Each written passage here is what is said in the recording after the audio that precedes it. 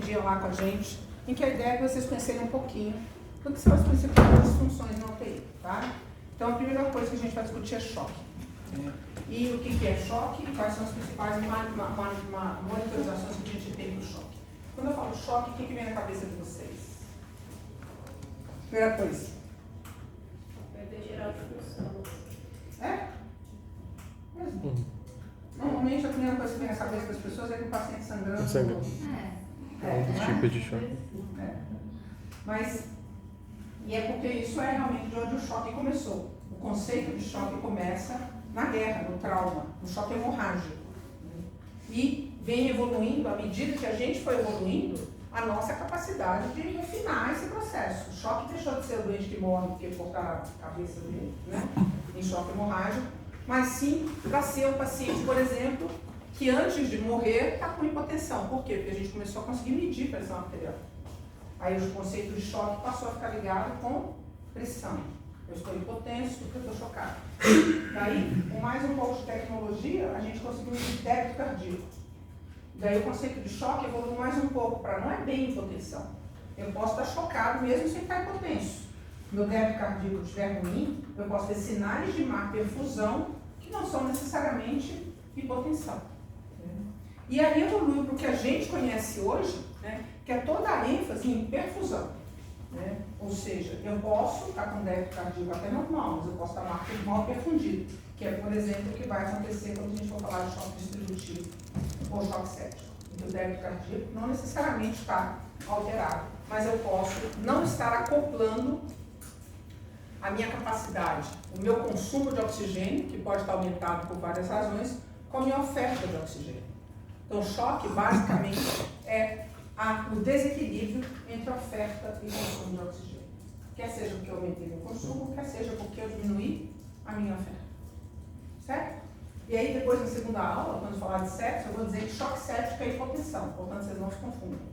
Dentro de um dos tipos de choque, teve alguém que falou lá, olha, tá bom, para definir esse choque aqui, a gente vai ligar isso ao conceito de hipotensão. Mas nessa aula, que é a aula de choque abrangente, a gente não quer que vocês liguem o conceito à presença de hipotensão. Tem 4 tipos de choque, fundamentalmente, tá? O choque hipovolêmico, choque cardiogênico, obstrutivo e distributivo. Eles são ditos hipo e hiperdinâmicos por qual razão? Hoje a gente usa pouco isso, mas na verdade continua funcionando. Todos esses choques, o problema principal está no débito cardíaco. Eu, por alguma razão, vou diminuir meu débito cardíaco. Portanto, conceitualmente, eu estou hipodinâmico. No choque séptico, eu preciso, ou posso, o meu débito cardíaco vai estar como? O que aconteceu primeiro? O que aconteceu primeiro foi um problema na distribuição, na resistência vascular sistêmica, que se reduziu. Quando eu reduzo a resistência vascular sistêmica, qual é o meu mecanismo de compensação? Aumentar o débito, por meio, eventualmente, do aumento da frequência cardíaca, certo? Então, aqui é um tipo do choque que o débito pode, inclusive, estar aumentado, certo? Porque o problema está na distribuição, na resistência vascular sistêmica. Aqui é o contrário, o problema está no débito e quando o meu débito diminui, o que acontece com a minha resistência para tentar compensar? Aumenta, certo? Então, aqui eu tenho aumento da resistência vascular sistêmica em decorrência da diminuição do débito. Aqui eu tenho diminuição da resistência vascular sistêmica e posso, inclusive, ter aumento do débito. Tudo bem?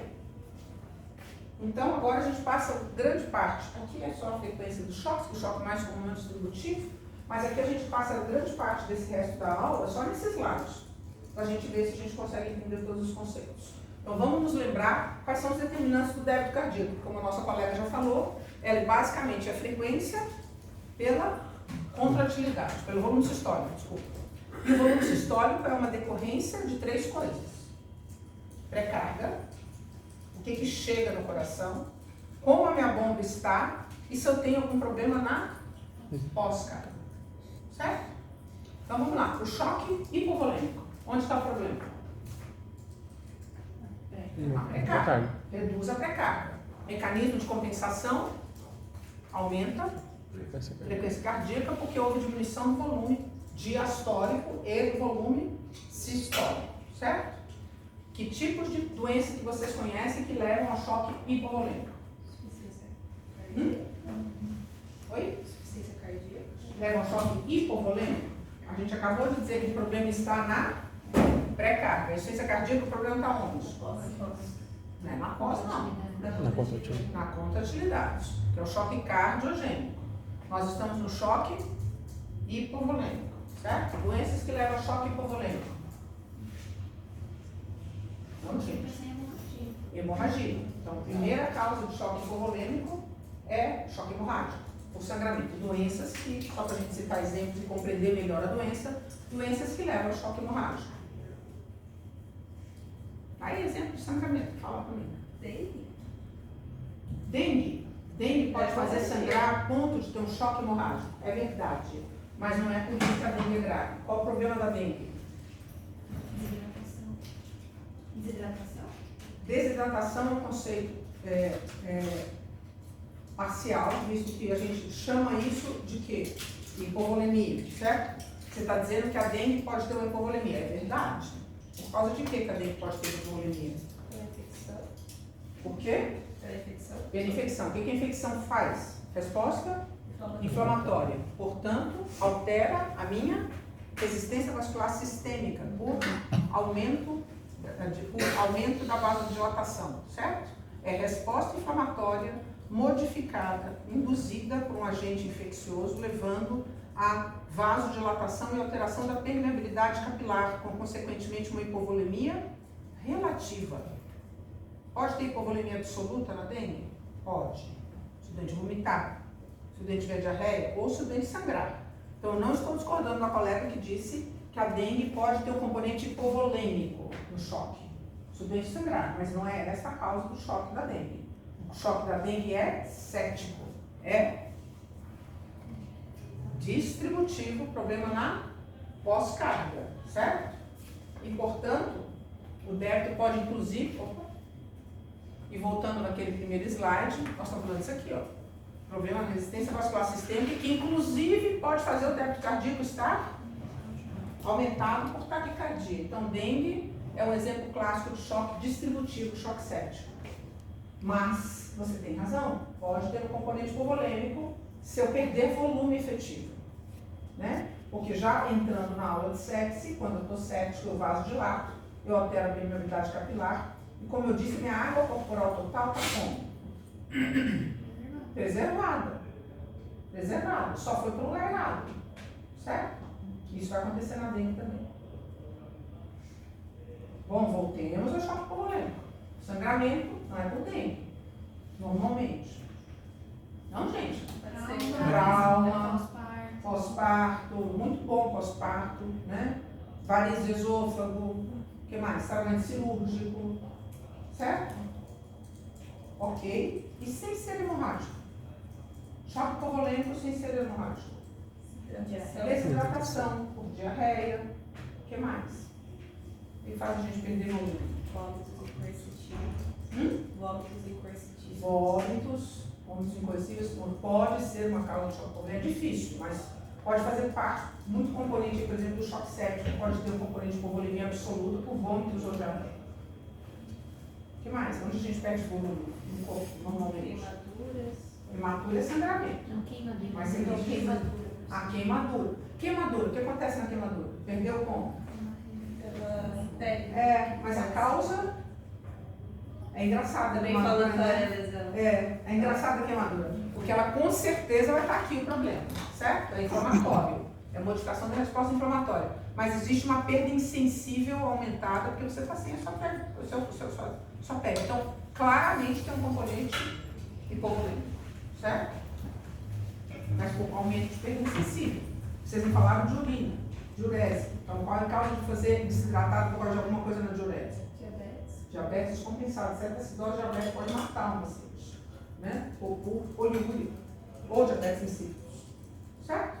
Acho que a gente falou as principais causas de choque hipovolêmico, certo? E já pegamos um pouquinho ali emprestado, causas de choque distributivo, ou por resposta inflamatória traumática, que é a queimadura, ou por sepse, por meio de infecção.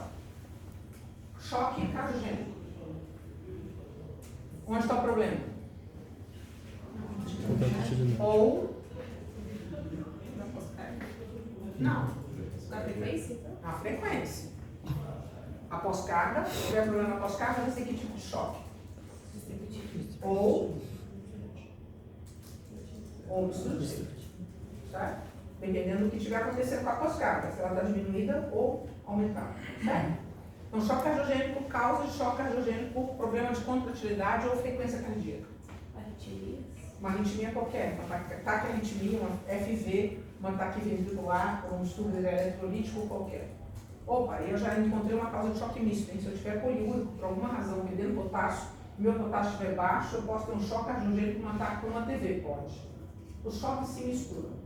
Pode acontecer com múltiplas causas. A gente aqui está transformando eles em compartimentos, mas esses compartimentos, eles estão misturados, certo? Então vamos lá, arritmias, taquiarritmias ou bradiarritmias, certo? Se eu não tiver frequência cardíaca suficiente, eu também vou diminuir meu débito. Doença que leva a uma bradiarritmia que pode ser grave. Bloqueio atrioventricular, por exemplo, BAVT, certo? Pode levar a uma bradiarritmia grave, 30, 35 de frequência cardíaca, e um choque cardiogênico. Sem ser pela arritmia. Infarto é a principal causa de choque cardiogênico, certo? O que mais? Comunicação interventricular? Você vê, até pode ser, mas doenças dissectáveis, concordo. Não é comum, mas pode acontecer. Do mesmo jeito que doenças valvulares podem acontecer, certo? O que mais? Insuficiência Que a cardíaca. gente vai falar, né? Insuficiência cardíaca crônica, o mecanismo de morte final vai ser por choque cardiogênico na maioria das vezes. Ou insuficiência cardíaca aguda por o quê, por exemplo? Uma miocardite, certo? Ou contusão torácica, contusão miocárdica. Né? Ou miocardiopatia da sepse. O paciente que faz sepse e que ao invés de aumentar o seu débito cardíaco para aumento de contratilidade, aumento de frequência, que faria parte natural da resposta endócrino-metabólica ao trauma, certo? Que é o trauma da infecção, ele faz a doença miocárdica. Né? Então a sepse, a gente vai ver, ela tem disfunção de múltiplos órgãos, ela pode acometer qualquer corpo, qualquer órgão. Então se ela comete o coração, eu vou ter depressão miocárdica da sepse. E aí meu coração, meu débito vai estar diminuindo. Então na sepse, já aproveitando de falar da sepse, eu posso ter um paciente que está assim, ó, com hipercontratilidade taquicárdico, ou eu posso ter um doente que está assim, hipocontratilidade difusa, certo? Mas voltando, eu falei miocardiopatias virais, né? Eu falei contusão miocárdica, não falei, por exemplo, hibernação pós-parada, que é outra causa importante de choque cardiogênico. O paciente parou por algum motivo, que não foi cardiológico, mas agora o coração está standard, né? O que a gente chama de coração atordoado, certo? Entendi? Intoxicação tem também, professor? Como? Intoxicação? Intoxicações pode ter, por exemplo, tem quimioterápicos que podem fazer miocardiotoxicidade, pode acontecer sim. Né? Embora a intoxicação exógena, muitas delas atuam aqui na frequência e algumas no problema de distributivo. Né? Tudo bem? E o choque obstrutivo? Se algum trauma? Trauma? Qual o mecanismo? Onde está o problema do choque obstrutivo? Só? Pré-carga. Na Pré-carga pré-carga também. Se não chegar, Chega a ser. porque tem alguma obstrução que impede que chegue, daí vai ter um choque obstrutivo. Se não sair, porque impede que saia, vai ter um choque obstrutivo. Coisas que impedem de chegar ou sair sangue do coração. TEP. Deve, principal deve, certo? Qualquer coisa que leve a hipertensão pulmonar. Então, o embolismo é só a mais comum. Mas a hipertensão pulmonar, inclusive pacientes com hipertensão pulmonar crônica, pode evoluir com um choque obstrutivo no decorrer da evolução da doença. Não sei se é TEP. Pneumotórax é outra causa muito frequente, né? Por aumento da pressão intratorácica e diminuição do retorno venoso. E com isso vem também todas as, nós mostramos lá para vocês notem como é importante trabalhar em conjunto com a físio, né? Então, ventilação mecânica mal feita também pode levar a choque obstrutivo. Se eu ventilar o meu dente com volume de corrente muito alto ou muito rápido, e eu não permitir que ele exale o volume que ele inspirou, eu vou fazendo o que a gente chama de aprisionamento do ar, né? E vou fazendo um aumento da pressão intratorácica que pode comprometer o retorno venoso e levar a choque. O que mais que obstrui? Pode ser uma pericardite. Perfeito, pericardite vai fazer o quê?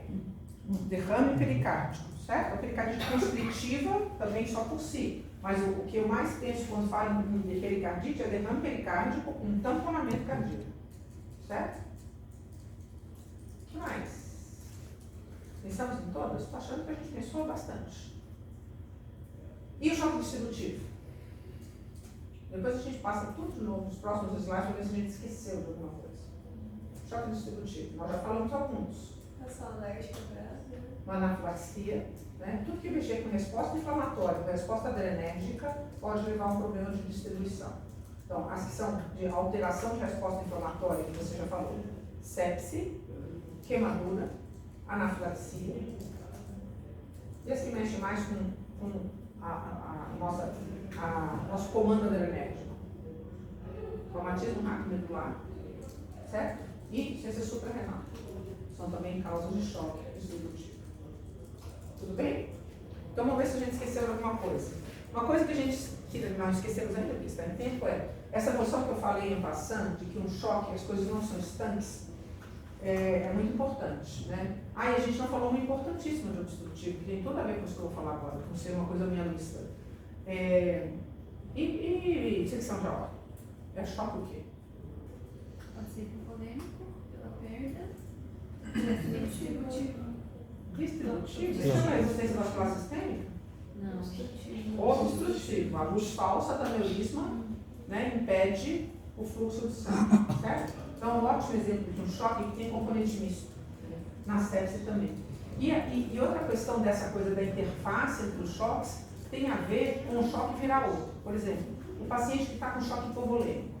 Esses dias teve um paciente lá no UTI, fez um pós-operatório, uma nefrectomia, no andar começou a dormir com choque hipovolêmico, porque soltou um ponto da cirurgia. Foi na cirurgia, choque no rádio, ferrado. Ele ficou com 2 de HP. Aí foi para fazer o pós-operatório na UTI. Aí ele continuava chocado. Ele está em choque qual? Ou incompetência desses médicos, né? Opera o doente, continua em choque hipovolêmico, certeza. Não era só dar volume para resolver? Isso.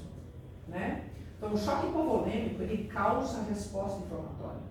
Qualquer choque pode ser causa de resposta inflamatória desregulada, certo?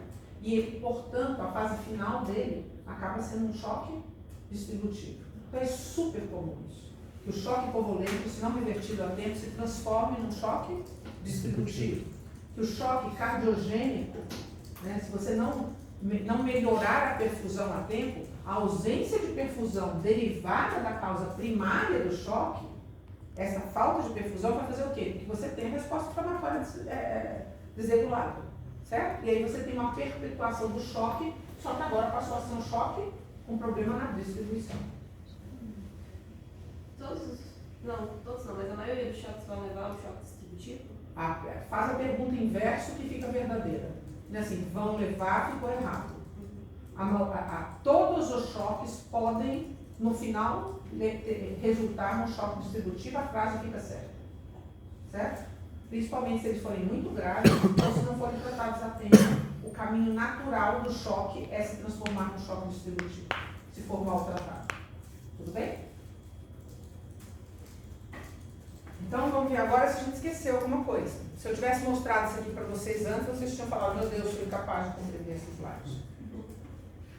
Mas vocês são capazes de compreender, né? O choque obstrutivo, o problema pode estar na pré-carga ou na pós-carga, e com isso haver uma diminuição do volume sistólico, certo? Da função sistólica do coração. Principais exemplos são débito e pneumotórax. Vai levar a diminuição do débito com possível redução da pressão, e não necessariamente redução da pressão, certo?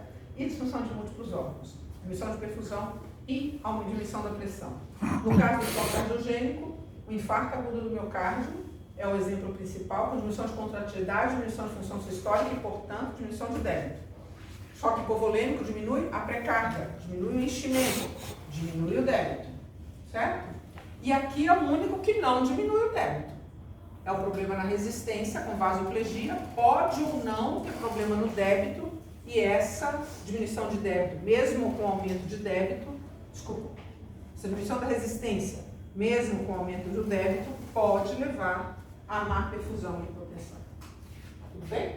Então, essa meio que possível evolução de hipovolêmico para distributivo, tem uma tentativa de compensar, ele vira... Não, eu acho que não é uma tentativa de compensar. Eu acho que é incompetência mesmo. É a forma como o organismo...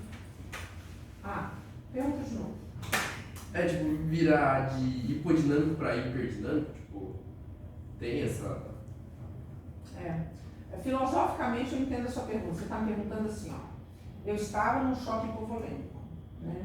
Por que é que o meu corpo desenvolveu ao longo da evolução um mecanismo que faz com que eu entre num choque distributivo? Porque é lógico que entrar em choque distributivo está errado do ponto de vista evolucionário, de evolução. Não deveria acontecer isso. Mas sua pergunta é bem certa. É assim, eu estou em choque hipovolêmico, meu coração, por que é que a má perfusão gera uma resposta inflamatória que visa ficar taquicárdico, né, e aumentar meu débito?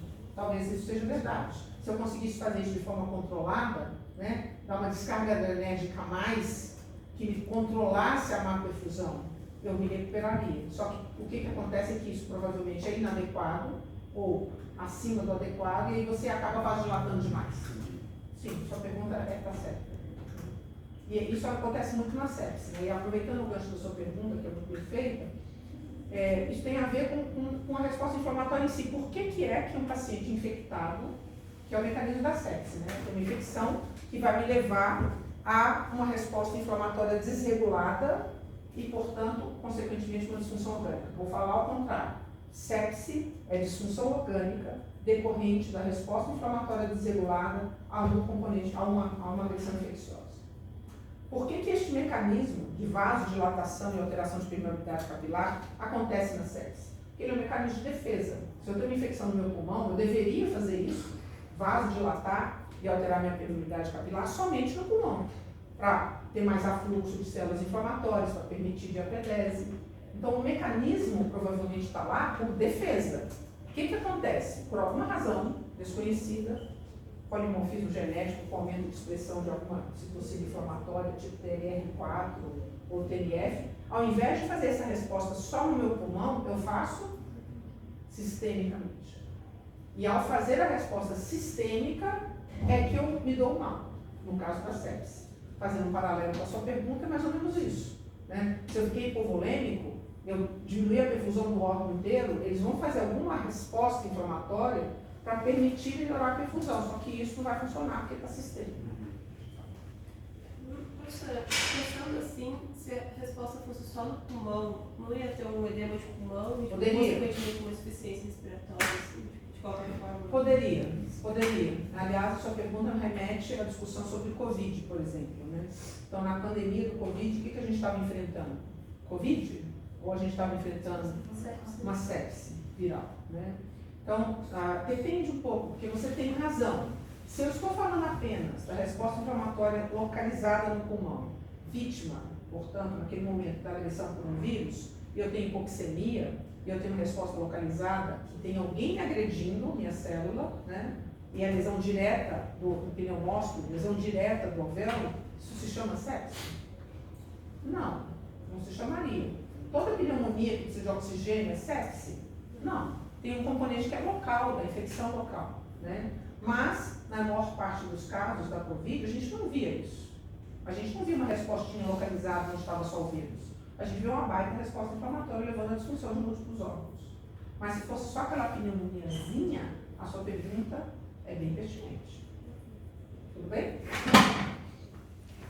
Então, voltando aqui, para ver se a gente esqueceu alguma coisa, no choque hipovolêmico, eu tenho as hemorragias que a gente citou, eu acho que todas, né? Gastrointestinal, retroperitoneal, obstétrico, trauma. A gente tem a depressão não hemorrágica com perdas externas. A gente até citou a queimadura, como uma perda sensível externa, né?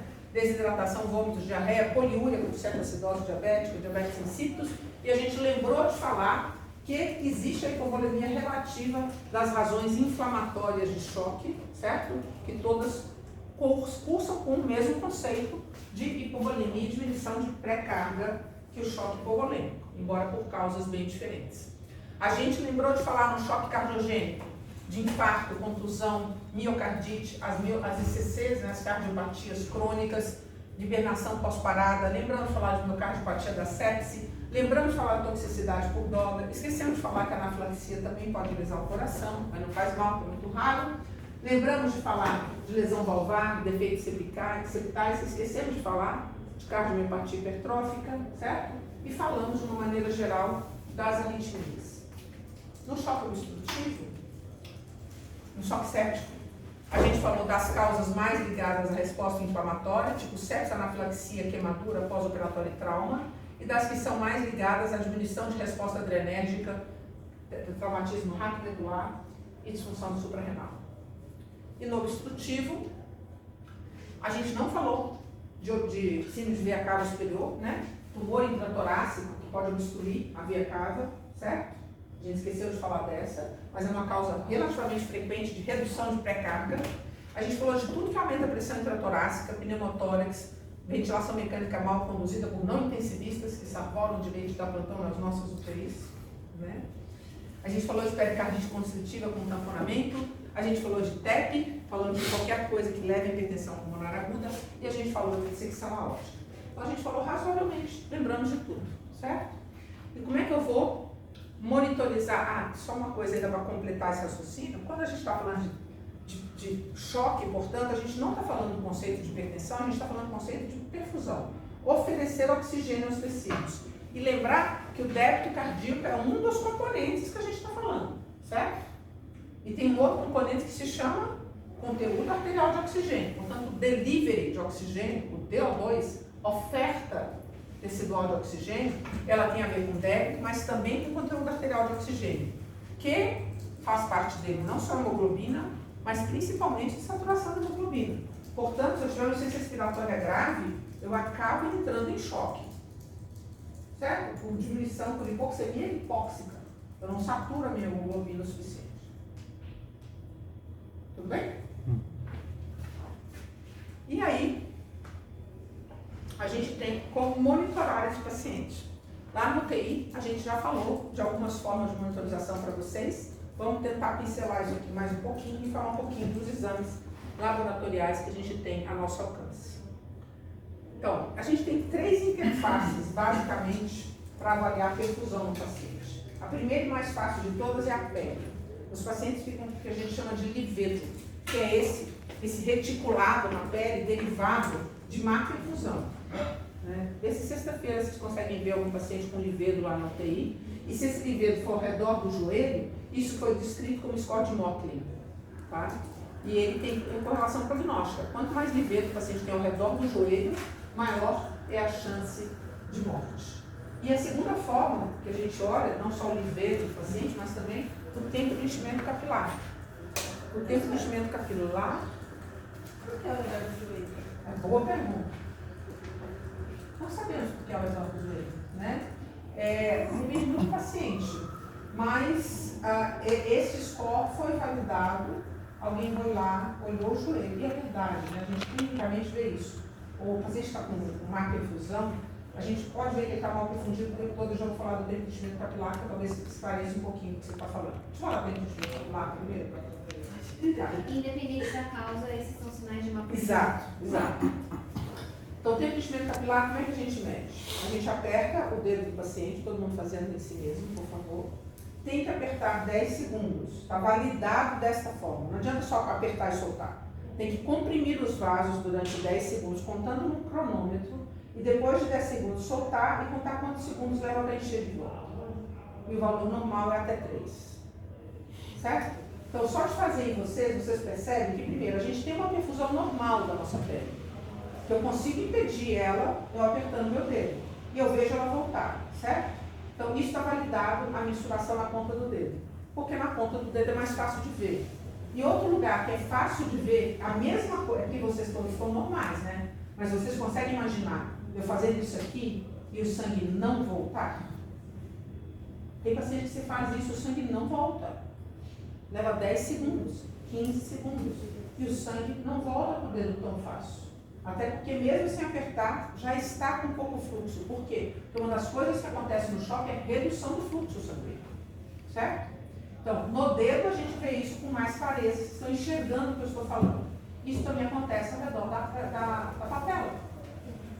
Né? Porque talvez a perfusão aqui seja preferencialmente pior, e seja o primeiro lugar que começa a desaparecer em cima da patela. E ele vai desaparecendo ao longo da patela. Alguém que for ter aqui, pode ser, com quase com certeza, o tempo de enchimento capilar vai estar alterado também. E se você olhar para ele, você vai ver outras áreas de nódulo. Tem doente que chega na UTI e está com nódulo no corpo inteiro. Com esse livedo, eu falo nódulo porque eu escoto, acabou sendo em inglês, né? Mas é livedo, né?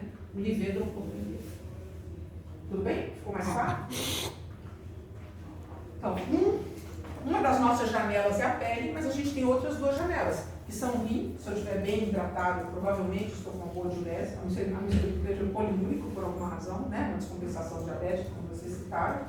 E outra interface que a gente tem é nível de consciência. O paciente tem um nível de consciência alterado, pode ser que está mal perfundido, pode ser que seja um problema local, cerebral, mas o paciente mal perfundido pode apresentar diminuição do nível de consciência.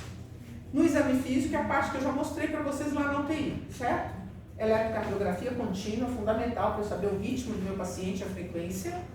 Oximetria, super importante, não só para eu mensurar o conteúdo arterial de oxigênio, mas porque, como eu mostrei na UTI, a curva da oximetria não deixa de ser uma curva de perfusão. Se não estiver perfundindo, ele não consegue enxergar a oxihemoglobina, certo?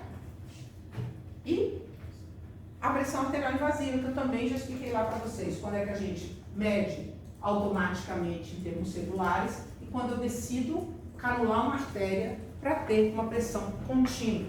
Eu também falei para vocês que tem preço, como tudo mais na UTI tem preço, e muitas vezes o preço é esse, uma isquemia digital importante, inclusive com perda de membro.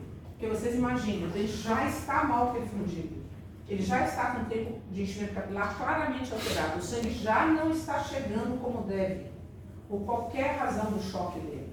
E ainda por cima eu atrapalho o sangue de chegar canulando a radial, contando com a circulação colateral pulmonar, ou da tibial posterior, no caso da pediose, ou mesmo na femoral, que é de grosso calibre. Teoricamente eu posso canular, apesar dela ser uma artéria terminal, que ela tem grosso calibre, mas mesmo assim, grosso calibre num paciente que esteja saudável, né? Não necessariamente num paciente chocado. Então não é nenhuma nem duas vezes que a gente vê, infelizmente, pacientes tendo que perder membros por causa disso, principalmente se já tiver uma vasculopatia prévia, tá? Do ponto de vista de exame laboratorial, eu vou contar com dois exames, principalmente. O deles é o lactato. Vocês se lembram do ciclo de Krebs, a nossa forma inteligente de produzir ATP, certo? Quando eu acoplo o ácido pirúvico, né, mando ele para a mitocôndria e eu tenho oxigênio disponível, eu produzo 36 ATPs. Se eu for correr daqui até lá na esquina, eu vou usar esse método lento de produção de energia? Não, eu vou fazer energia como? Aqui. Eu vou produzir só 2 moléculas de ATP para cada molécula de ácido pirúvico que eu tiver, mas vai ser muito mais rápido do que eu fazer isso. Portanto, a produção anaeróbica de ATP ela é fisiológica, concordo? A gente faz isso o tempo todo. Não o tempo todo, porque muitos de nós são muito sedentários e não fazem isso nunca, mas teoricamente o nosso corpo está aí para fazer isso o tempo todo.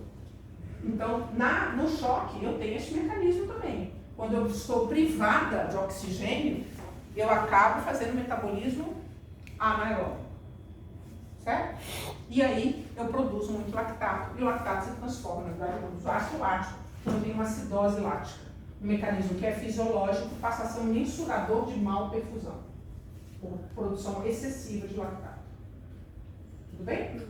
Já pegando esse gancho para a aula de sepse, porque a gente vai na aula de sepse mais rápido. Na sepse, basicamente o que vai estar acontecendo é isso que a gente explicou para vocês, certo? Eu sou agredido, eu tenho uma alteração da minha resposta inflamatória normal, eu tento me defender daquele micro-organismo, eu lanço mão de citocinas inflamatórias, também lanço mão de mecanismos contra-reguladores. Vocês aprenderam isso lá na imunologia, imagino, certo? Que tudo no nosso corpo que inflama desencadeia um processo para contra-regular isso. Então, na sepse, se eu fizer isso de forma adequada, eu vou matar o agente infeccioso e vou me dar bem, e vou me sarar, vou me curar. Se eu fizer de forma desregulada, tanto os mecanismos de inflamação quanto de anti-inflamação podem me comprometer. O que eles fazem? Basicamente o que a gente explicou até agora. Eu altero a permeabilidade capilar, eu vasodilato, eu diminuo meu retorno venoso. Não é isso? Esse mecanismo acontece em qualquer choque distributivo, tá? que eu faço para tentar me defender disso? Eu aumento minha frequência cardíaca, tento aumentar minha contratividade. Chega um ponto que isso não compensa mais. Daí eu começo a ter diminuição da minha densidade capilar, diminuição do meu fluxo sanguíneo, diminuição do aporte de oxigênio. Eu estou hipotenso? Preciso estar hipotenso? Não é na minha figurinha de livro que eu estou querendo que vocês imaginem, não. Eu posso até estar, mas eu não necessariamente estou. Eu, na verdade, nesse momento, se eu me examinar, eu estou como? Normotenso taquicárdico só, meu TEC está normal, está tudo normal, eu ainda estou compensando, certo?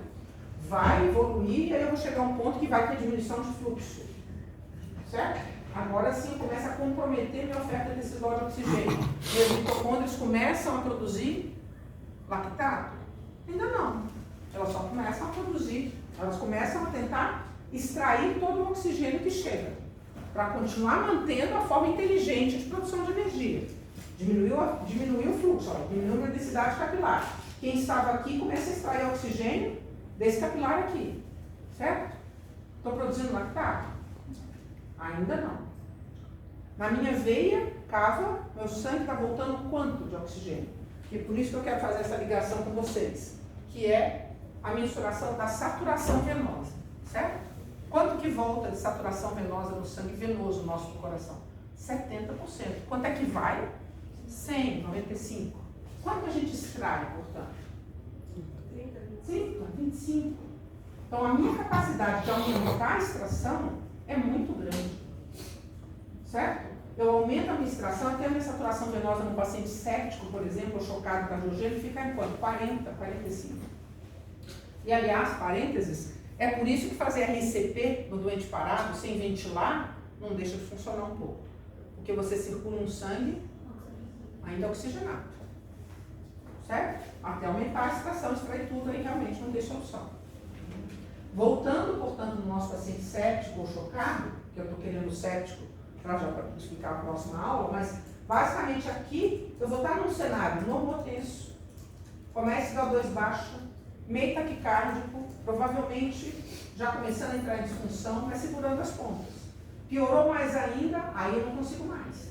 Aí eu não consigo mais só extrair a mais, eu começo a fazer lactato, certo? E aí eu estou hipotenso? Não necessariamente. Mas se isso continuar, eu normalmente vou acabar ficando hipotenso também, certo? Por excesso de vasodilatação. E é esse o contínuo de gravidade que tem que estar na cabeça de vocês. Daí da lactantemia e da saturação venosa do oxigênio. Então o que cai primeiro acaba sendo a saturação venosa? É, pela fisiologia. Veja bem, no nosso corpo, no nosso organismo, nunca nada é assim tão certinho, certo? Nada é livre. Mas sim, pela lógica do processo, sim. Certo? Entendeu bem isso? Porque agora eu vou confundir você um pouquinho. Isso seria no mundo perfeito, mas na sepse, para vocês terem ideia, o que acontece? Se, que tem a ver com a sua pergunta lá, né? Como é que isso, por que essas coisas acontecem dessa forma, né? Então eu tenho uma mitocôndria agora que está sendo privada de oxigênio, mas em cima dela tem um comando adrenérgico ferrado. Lembra? A sepse tem um comando adrenérgico, é um mecanismo de luta ou fuga, certo? Então está mandando fazer coisas, está mandando acelerar o organismo, mas ao mesmo tempo não está chegando oxigênio. Se você fosse uma mitocôndria inteligente, o que você faria? Uma desligadinha.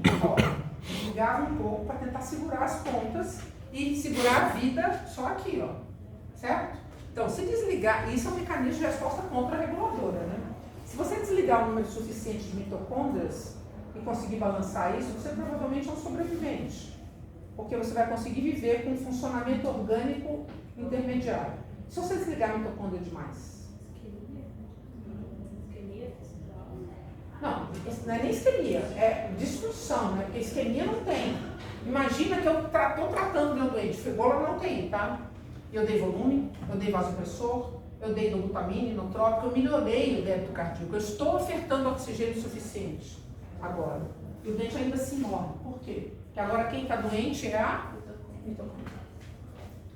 E ela não consegue mais acoplar oxigênio no ciclo de Krebs, por disfunção de NAD e PH2, que provavelmente era um mecanismo protetor, mas que se desregulou nessa resposta inflamatória. E olha que confuso. Então eu tinha te dito como é que é mesmo, que a primeira coisa que diminui é SVO2 para depois aumentar o lactato. Mas tem índice que você tem um lactato estourado e a SVO2 é quanto? Alta, porque não extrai nada. Entendeu? Então você tem dois perfis. Então é um lactato de 100 com SO2 de 45 e um lactato de 100 com SO2 de 85. E qual doente a gente prefere tratar? Esse aqui, porque esse eu sei tratar. Eu dou volume, eu dou vasopressor, eu dou inotrópico, eu melhoro o DO2 dele. Esse daqui, na sepse, a gente não sabe tratar.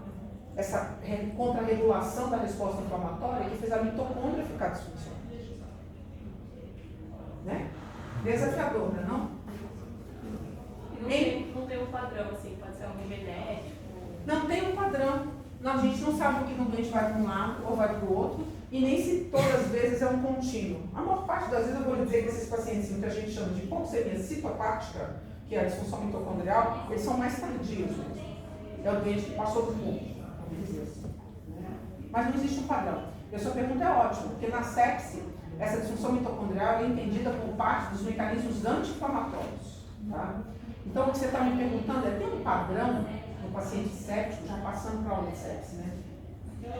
Porque eu tenho um paciente séptico que somos um de nós, que a qualquer momento poderia fazer uma infecção urinária, uma apendicite, entrar em disfunção orgânica de múltiplos órgãos e morrer de sepse. E nós somos supostamente imunocompetentes. E lá no meio está cheio de pacientes transplantados renais, pacientes com câncer, pacientes de quimioterapia, que estão imunossuprimidos. E o fenótipo da expressão do quadro clínico da sepse de disfunção orgânica é muito parecido.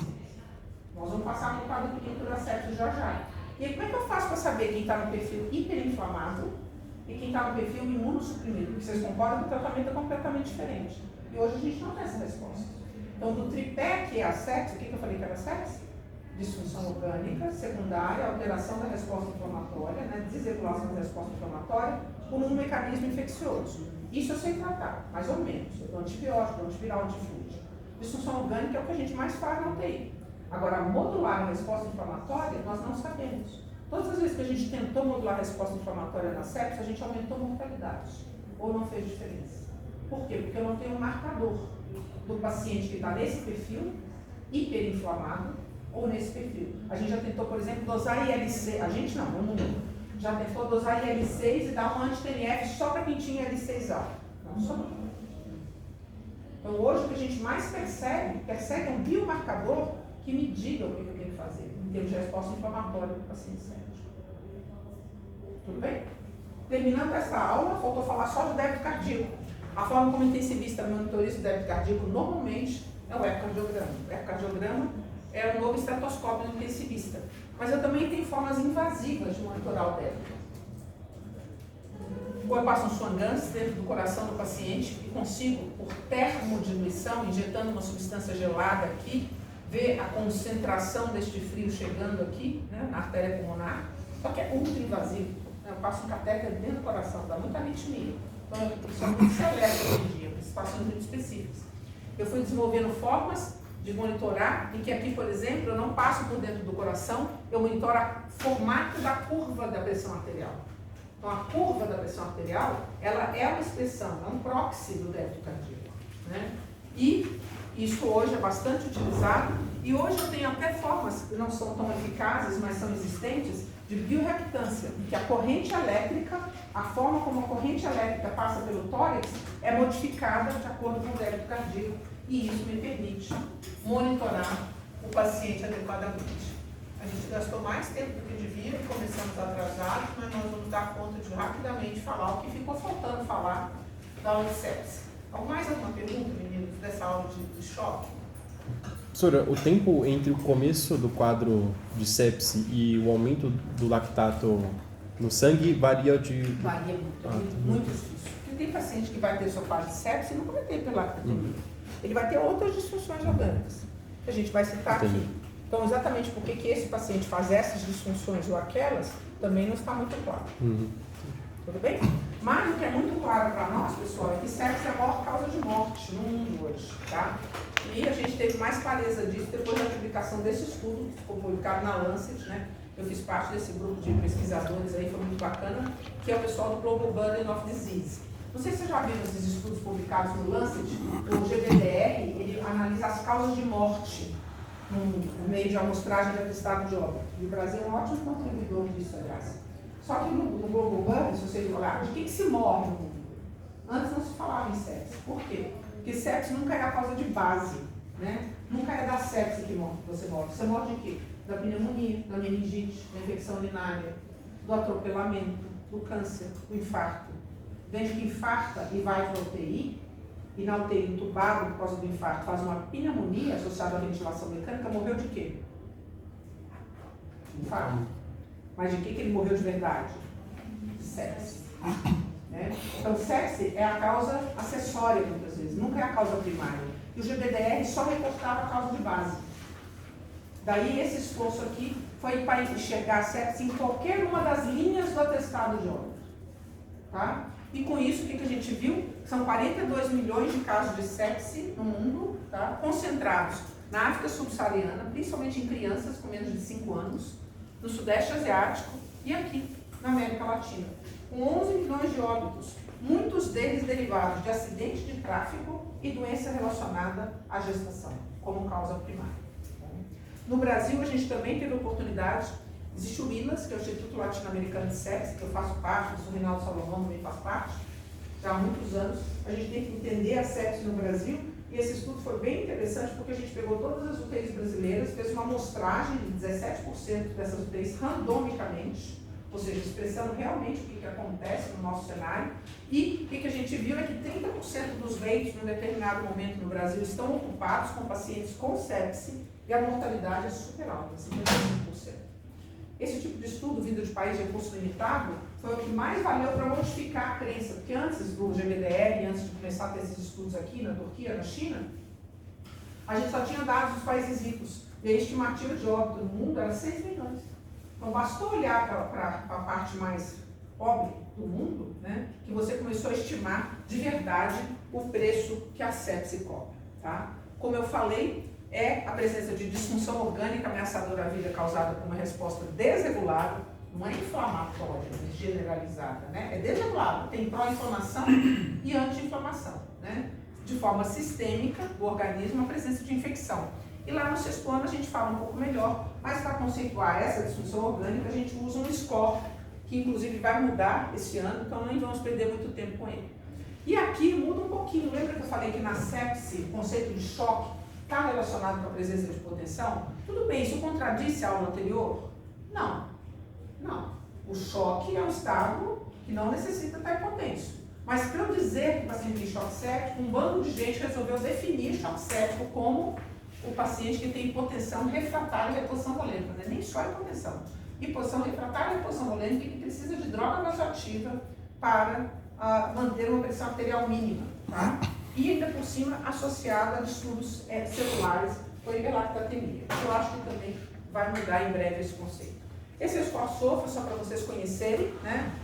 Particularmente, a gente não usa o score-SOFA na beira-leite para dar diagnóstico de sepse, a gente vai falar um pouquinho rapidamente do quadro clínico da sepse, né? Mas a gente olha para a presença de disfunção. Se eu quiser colocar um paciente, o paciente no estudo clínico, talvez eu vá ter que contar esses pontinhos aqui, para ver se ele fecha o critério de sepse, tá? Mas não é isso que conta no dia de hoje. E basicamente, como a gente já falou da parte de resposta inflamatória, e já falou bastante também da parte de fisiopatogenia, nós vamos só lembrar a vocês o que vai constituir dentro desse cenário cada uma dessas disfunções orgânicas, tá? E aqui é uma pena, porque hoje quando eu fui anexar no meu e-mail, precisando antecipar a aula, eu estava dando aula do 4º para o 6º ano, eu não consegui fazer o upload desse vídeo. E esse vídeo, ele tem movimento, né? Então ele consegue mostrar para vocês aquilo que eu falei sobre o que acontece na sepse, uma diminuição da densidade capilar. Isso aqui é uma microscopia debaixo da língua. Então você vê que olhando microscopicamente debaixo da língua, eu tenho áreas mal perfundidas, e no vídeo dá muito bem para ver que existem áreas assim que cada hemácia está passando devagarinho. Em outras áreas a hemácia está no fluxo normal, até hiperdinâmico. Então, mesmo debaixo da língua, você consegue enxergar tudo isso que eu falei. Áreas de hiperdinamismo com, né, frequência alta, taquicardia e fluxo alto, do lado de áreas de completo baixo fluxo. Bom, e as disfunções? A hemodinâmica a gente já falou bastante, né? Vamos ver se a gente falou tudo. Falamos tudo, não falamos? Falamos que o paciente pode estar taquicárdico, que ele pode ter o débito cardíaco aumentado, normal ou reduzido. Falamos da vasodilatação e da alteração da permeabilidade capilar como mecanismos principais da hipovolemia relativa desse paciente. Isso levou à redução de densidade capilar, uma heterogeneidade de fluxo, né? E pode haver hipotensão e disfunção miocárdica. Ou pode não haver. Tudo bem? A disfunção respiratória. O que está acontecendo aqui, pessoal? Vocês imaginam o que está acontecendo no pulmão desse paciente? Supondo que isso que a gente falou da disfunção hemodinâmica também vai acontecer lá no pulmão. Vamos nos lembrar? Vai acontecer tudo isso que está escrito aí. Vamos enxergar isso de outra forma. O que eu falei que tem? Alteração da permeabilidade capilar. Então, o fluido sai de dentro do vaso para o interstício. E vai para onde? Para dentro do alvéolo. Certo? Esse alvéolo, o pneumócito 2 está doente. Para de produzir surfactante. O que vai acontecer com o alvéolo? Colabar. Se o alvéolo colabar, lá na fisiologia, o que acontece se eu tiver hipoxemia aqui, o alvéolo colabar com o meu vaso? Ele deveria contrair. Certo? É a vasoconstrição hipóxica, para impedir que um alvéolo não ventilado seja perfundido. Consegue vasoconstringir aqui na sepse? Não, porque o comando central é de vasodilatação. Portanto, eu vou ter muito alvéolos fechados. Espaço muito. Não, shunt. Shunt. Certo? Eu vou ter muito shunt. Porque o meu alvéolo fechou. Tanto por edema, esse edema do interstício que a gente fala, que acontece no corpo todo, aqui vai parar dentro do alvéolo e na membrana alvéolo-capilar, quanto por falta de surfactante, certo? Porque tem edema aqui, também vai diminuir a difusão de oxigênio. Então, além de ter shunt, que é o sangue passar direto, certo? Onde que pudesse trocar um pouquinho, a difusão não vai conseguir. Tudo bem? Agora, onde que tem mais problema? Onde que no nosso pulmão mais vai ter problema de colapso alveolar, vocês imaginam? Somente no doente deitado de costas na UTI. Atrás e embaixo, certo? Portanto, o lugar que menos vai ter problema de colapso, que é onde eu vou ter um alvéolo normal, é no ápice e na região anterior. Onde é que piora a perfusão? Portanto, justo quando eu tenho um alvéolo aberto, é o lugar em que aquele fenômeno de diminuição de densidade capilar mais vai tender a acontecer. Portanto, eu vou ter um alvéolo aberto e que se chama espaço. Certo? E isso na fase mais exudativa. Depois, todo esse pulmão vai cicatrizar com fibrose e eu vou ter fibrose pulmonar impedindo também a oxigenação. Então, essa é a tomografia do paciente, por exemplo, que a gente cansou de ver. Isso são síndrome do desconforto respiratório agudo, certo? SARA, outra forma de falar. E era o que mais acontecia, por exemplo, com os pacientes COVID. E o que vocês veem aqui é exatamente isso. Nas bases, na região posterior, um colapso alveolar importante, com um pulmãozinho pequenininho aqui em cima. E é por isso que vocês viram a gente com os doentes pronados. Vocês viram lá dentro da COVID? Que imagina que quando você prona o paciente, meio que você ao menos reacopla, né? A área que tem melhor perfusão com a melhor ventilação. Você tira o peso disso tudo aqui para cima do coração. Então, só para lembrar que por que a gente oxigena melhor quando está pronado, ou até de dormir de barriga para baixo, a gente oxigena melhor. Disfunção renal, o que vai acontecer? Lesão renal. O que você falou? Lesão renal. Lesão renal. Por hipoperfusão. Você pode ter lesão renal mesmo. Você pode ter uma pré-renal, certo? Hipoperfusão, isso é uma disfunção pré-renal. Mas você pode ter necrose tubular aguda também. Você pode ter apoptose da célula renal. Então, nem sempre corrigir a disfunção hemodinâmica vai corrigir a disfunção renal. Tá? Ela é multifatorial. E é mais ou menos. E aí, o que você vai ter? Você vai ter um paciente oligúrico, né? Com alteração de scores. Certo? Por diminuição da filtração glomerular. Ok? Que é mais ou menos a mesma coisa que acontecendo no cérebro. A gente tinha dito que tem 3 janelas para avaliar a perfusão, né? A pele, o rim e o cérebro. Então, a alteração do nível de consciência pode ser só uma manifestação da disfunção hemodinâmica. E eu posso corrigir hipovolemia ou essa má perfusão e meu doente melhorar o nível de consciência. Ou não, porque eu tenho lesão neurológica também, eu tenho encefalopatia séptica, com lesão direta neurológica, tanto de micróbia quanto de astrócito. E lembrar que é alteração do nível de consciência, não é rebaixamento. Eu tenho pacientes que podem ter delírio, né? A gente conta muito caso do paciente que morreu conosco há uns anos atrás, que foi atendido num outro hospital de ensino dessa cidade, onde ele tratava de tuberculose, que a família levou, que acordou não falando coisa com coisa, foi para o pronto-socorro, saiu de lá com caminhão para a psiquiatria. Imagina, um pai de família, nunca teve história de psiquiatra, nunca tinha usado droga na vida nem nada, e sai do pronto-socorro porque acordou com delírio dessa forma. No dia seguinte veio para o nosso hospital, demorou um monte para ser atendido na UTI, demorou um monte para tomar antibiótico e faleceu 2 dias depois com uma pneumonia pneumocócica, doença prevenível por vacinação. Então é um caso em que tudo foi absolutamente errado. E ele não é o único caso. O Brasil perde 240 mil pessoas todos os anos por placebos. Né? Então tem disfunção neurológica e muitas vezes não é só aguda no momento do diagnóstico, mas são as vezes que vocês veem na UTI conosco lá e talvez vão ver, eles não despertam bem.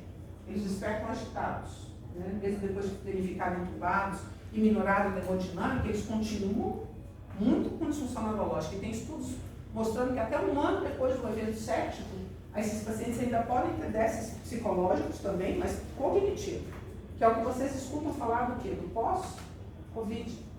Pós-Covid é um pós-Covid ou é um pós-sepse? É um pós-sepse. A gente sempre soube das sequelas de longo prazo da sepse.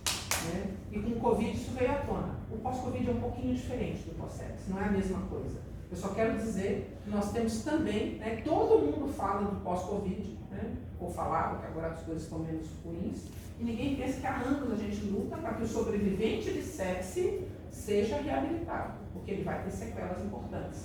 Inclusive, porque também tem o que a gente chama de polineuropatia do doente crônico. É o doente que sai no evento séptico, eu mostrei lá para vocês, né, a nossa preocupação com a reabilitação do paciente, e os pacientes ficam tetraplégicos, não mexe o músculo. E aos poucos isso vai sendo recuperado. Tá? Qual outra disfunção a gente tem? Disfunção digestiva. O que vocês acham que está acontecendo? Translocação bacteriana. Pode ter. Por hiperdistensão do cólon, má perfusão, né?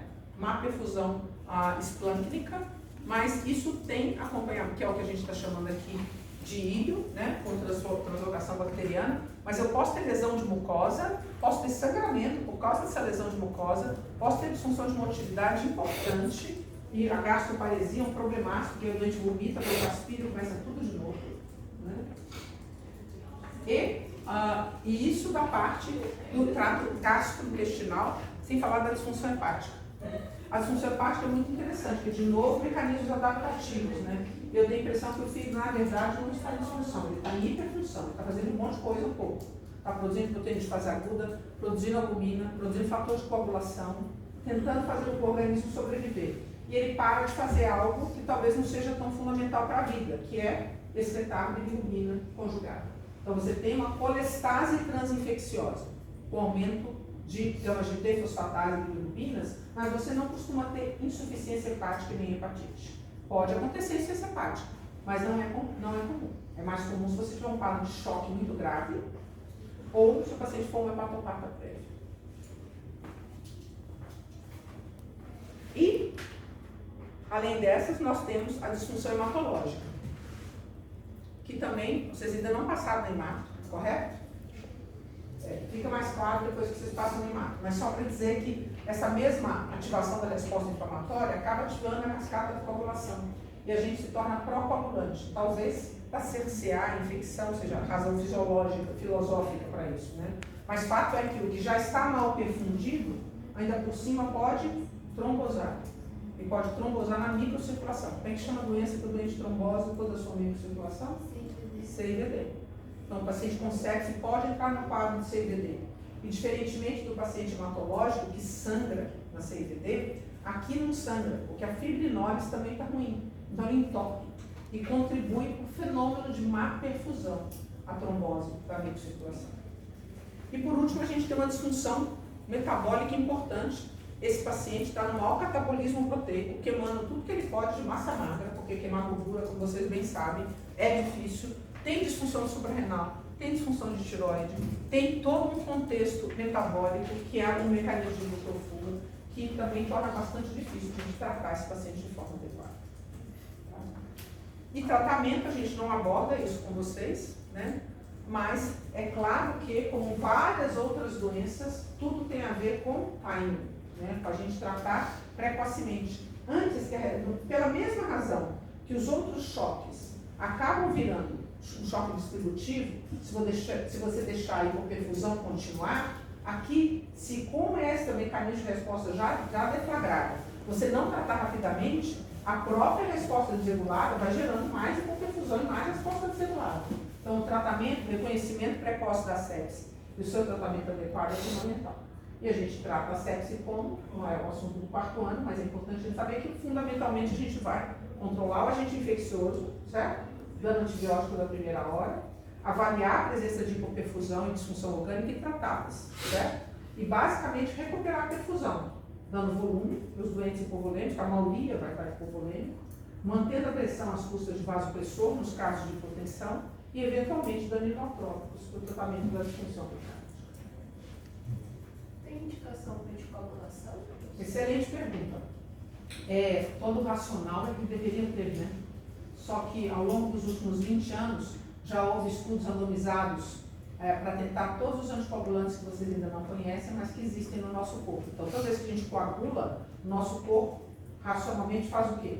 Produz anticoagulação. Tudo é sempre assim. Quais são os 3 anticoagulantes principais que a gente tem no corpo para cessar qualquer resposta de coagulação? Isso acontece normalmente. Eu tenho antitrombina 3, proteína C ativada e a inibidor do caminho do fator tecidual, que inibe o começo da cascata. Esses 3 a gente já tentou ao longo dos anos dar na sepse. O que aconteceu com os pacientes? Hemorragia. Hemorragia. Sempre sangrado. Tá? A proteína C ativada chegou a ser comercializada. O primeiro estudo com ela teve sucesso. Daí começou a ser vendido e comercializado. Era carésimo. Seria hoje uns R$25 mil o tratamento. E aí, quando foi para o mundo real, começou a acontecer muito mais sangramento do que no estudo clínico. Aí tiraram do mercado. E aí a gente já tentou recentemente dar heparina plena para os pacientes. Na Covid tentou dar rivaroxabana, também aumentou o risco de sangramento. Tá? E recentemente a gente tentou até aqui, na UTI da nossa, da Unifesp, fazer um estudo de fase 2 com 200 e poucos pacientes com aspirina. Tudo aumentou o sangramento. E qual que é o grande problema? De novo, o biomarcador. Do mesmo jeito que eu não tenho um biomarcador para saber se eu tenho que dar um imunoestimulante ou um imunossupressor para o paciente, eu não tenho um biomarcador que me diga que aquele doente está pró-coagulando o suficiente para eu arriscar de anticoagular. Porque no infarto é a mesma coisa. Quando eu dou uma alteplase, quando eu dou um trombolítico com AVC, ou dou um trombolítico com infarto, eu estou aumentando o risco de sangramento. Não estou? Só que o benefício em termos de sobrevida sobrepuja o meu risco de sangramento. E a gente não conseguiu definir ainda qual é o paciente séptico que vai ter mais benefício do que isso. Que vai sangrar e não morrer.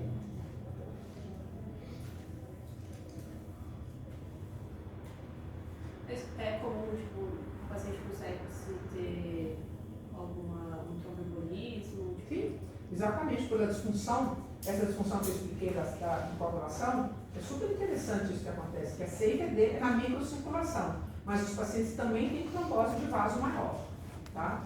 Então, não é tão comum, porque o problema é CIVD, na microcirculação, mas você pode ter aumento de incidência de infarto, e de AVC e de TEP.